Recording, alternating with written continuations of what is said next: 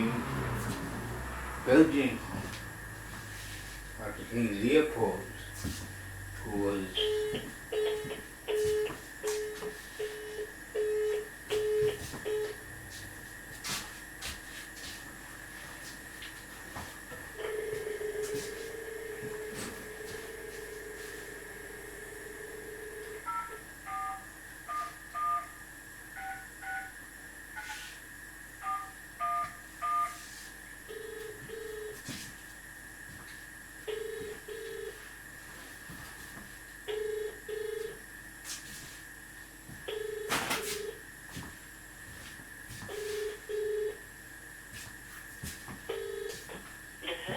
calling is not available.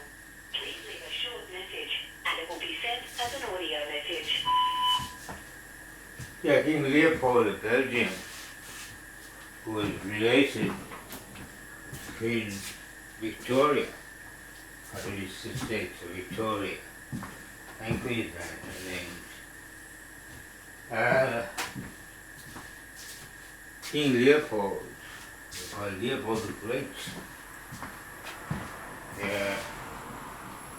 instituted, let's say, he claimed the whole of the Belgian Congo, which is much bigger than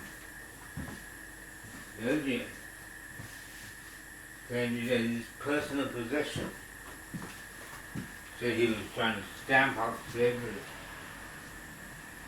But what he did was instituted. He instituted a reign of terror where his white sentinels, officers,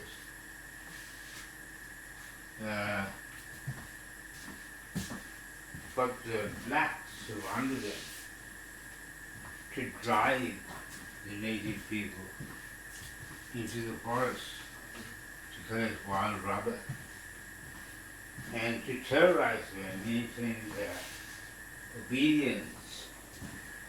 They hacked off hands and heads, not because the people had done anything wrong, but just to maintain a state of terror. Millions of Congolese died, were killed, and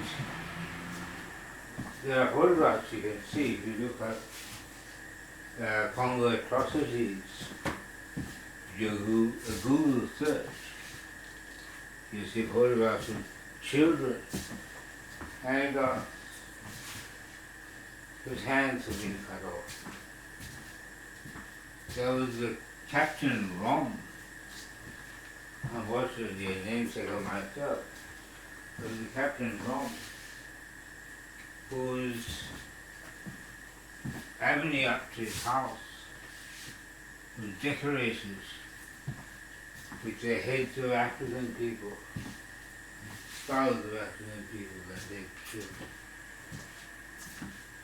My sister Shireen had in Egremont Street in North Fitzroy, which was living with Robert Percy. She had severed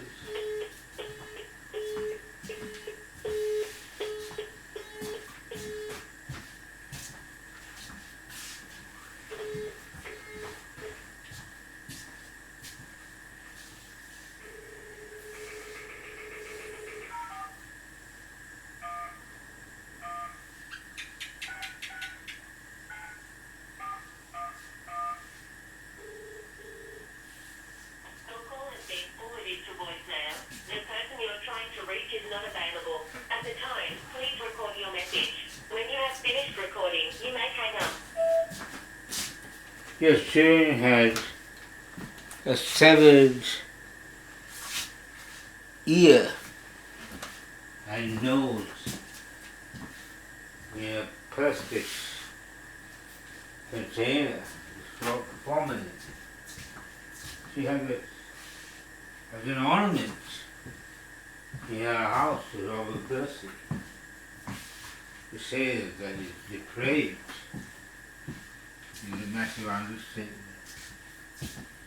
She also had the skeleton that our father got when he was a student in England, in a wooden case in under her bed.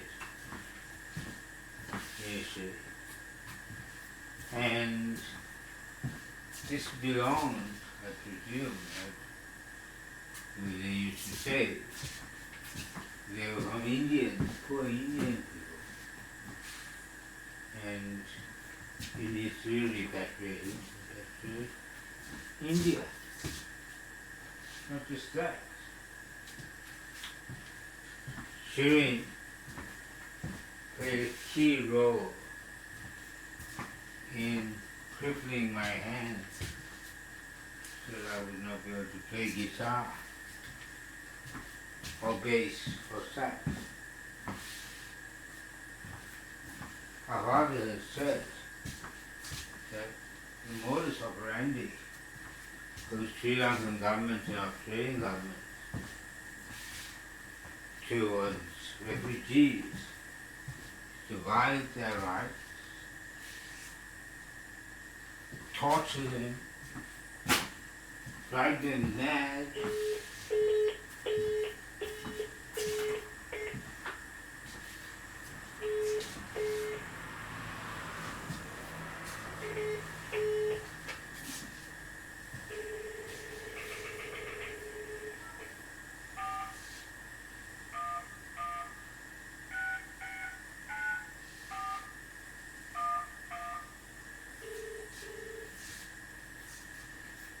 Your call has been forwarded to voicemail.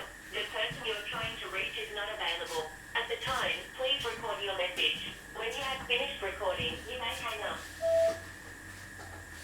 yeah, what he said, that the Sri Lankan Australian government's strategy, modus operandi, is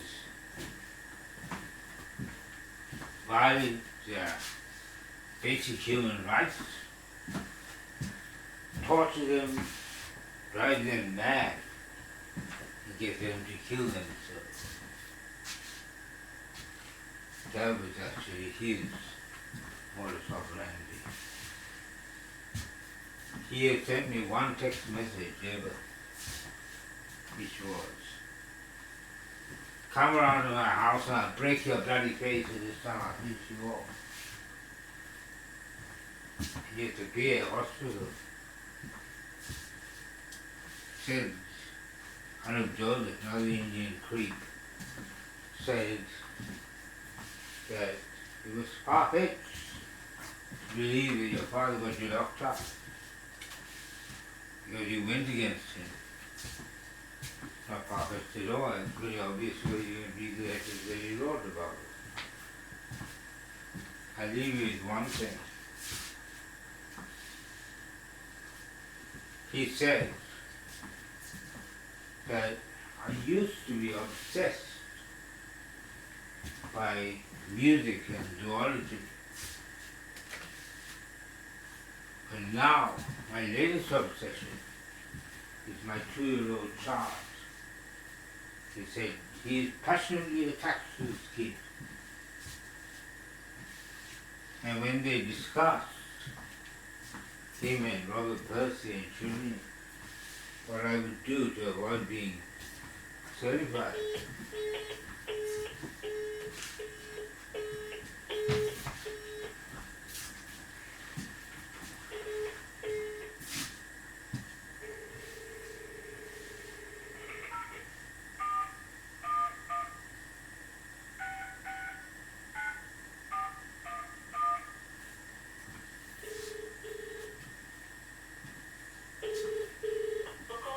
Forwarded to voicemail. The person you're trying to reach is not available. At the time, please record your message. When you have finished recording, you may hang up.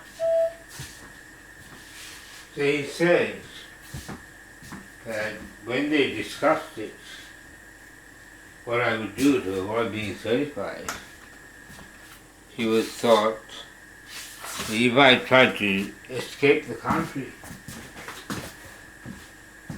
I would take my daughter or not go at all.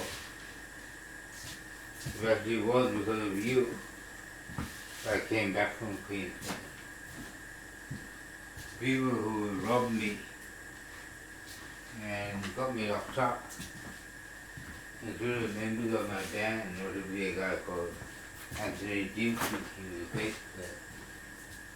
And I said I'd go on records with Anthony Dimke and Adrian Deacon as directed along with myself. I'm the person with all the money issues that she came from.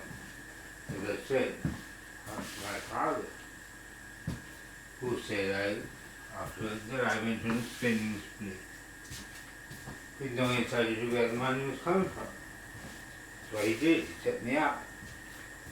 Robert Percy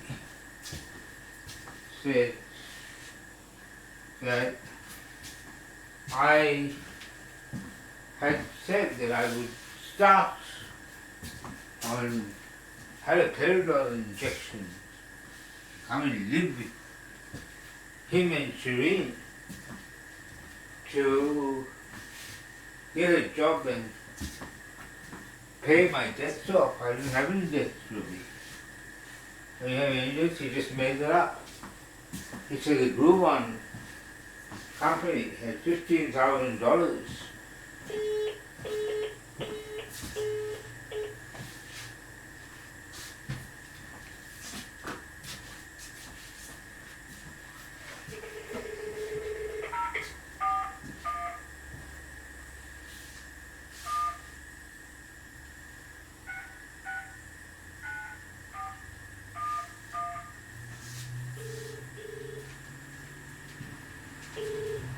Your call has been forwarded to voicemail. The person you're trying to reach is not available. At the tone, please record your message. When you have finished recording, you may hang up. Yeah, Percy said that the Groove On record, the Groove On account had $15,000 and $5,000 or something had not been accounted for. Of course, he had no right to be looking through my financial records. And he said that they have to assume that I have secreted this money in another account so that I could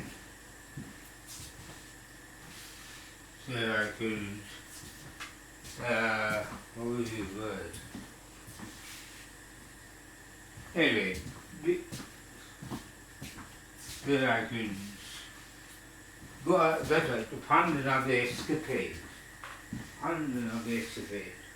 Or I might duck the question completely and seek enlightenment on a remote Aboriginal community to show the racist turd this guy is.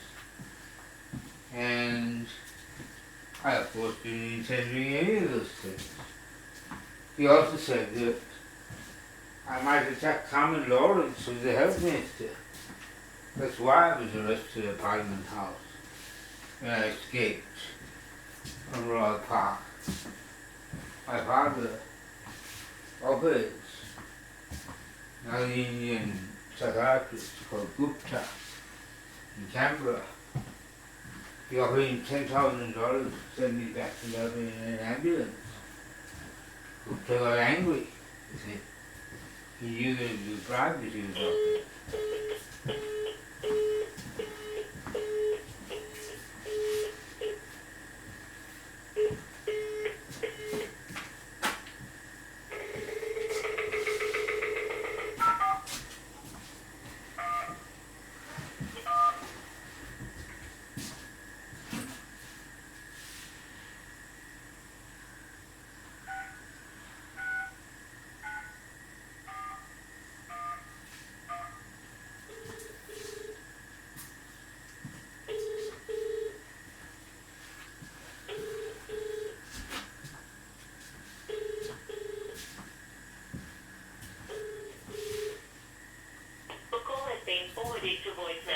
The person you're trying to reach is not available. At the time, please record your message. When you have finished recording, you may hang up. Yeah. So I was in the consultation room with Gupta after I'd been arrested at Parliament House. I wasn't, of course, going to attack Carmen Lawrence. I was not going to attack Barry Jones. Robert Percy had said I intended to put the system right by talking to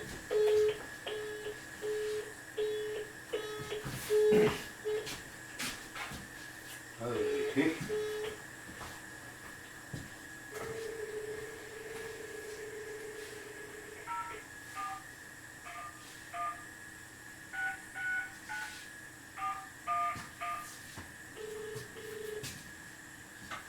The call has been forwarded to voicemail.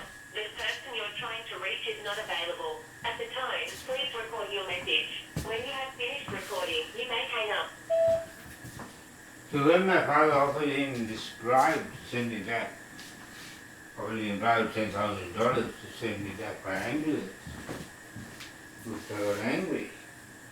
He said, we don't do things like that in Australia, to his credit. And Gupta also bowed to the pressure and kept me for 3 days locked up. However, he didn't put me on drugs at all. He just observed me for 3 days. During the 3 days, which was over Easter in 1995, I wrote 2 essays. One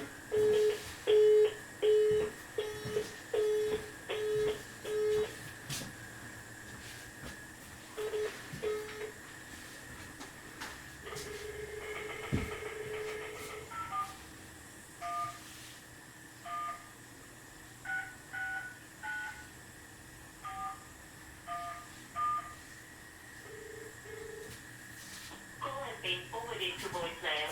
The person you're trying to reach is not available. At the time, please record your message. When you have finished recording, you may hang up.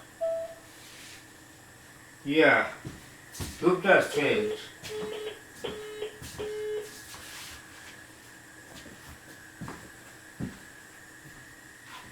short and short. I don't want more.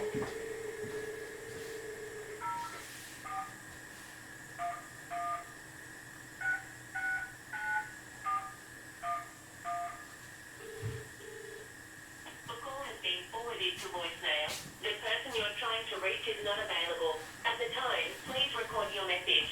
When you have finished recording, you may hang up. Yeah, Gupta said a lot of people would agree with what I'm saying. And he hung up. Robert complained.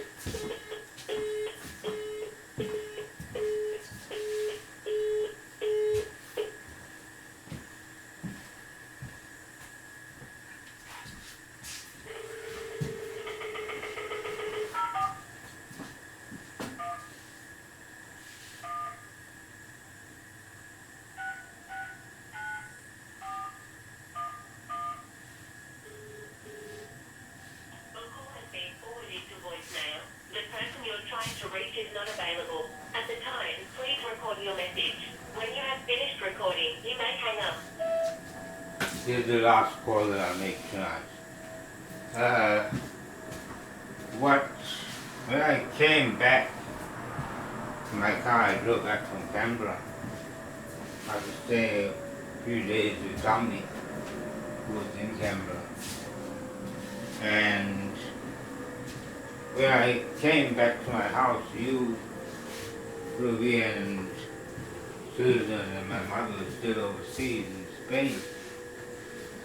And without talking to me or ringing me, Robert Percy had got the neighbors to notify him if I came back to Melbourne, before I went to my house. And the cops came. They took me back and tortured me again at the Royal Park Hospital. It was really awful. Really awful. I'm not going to ring you back for the time being. You'll find that every single word that I say has been true. I've been recording them and I'm submitting this as testimony against my father and sister of absolutely heinous crimes against me and my children and my mother and my grandparents, and they crippled me on purpose, really.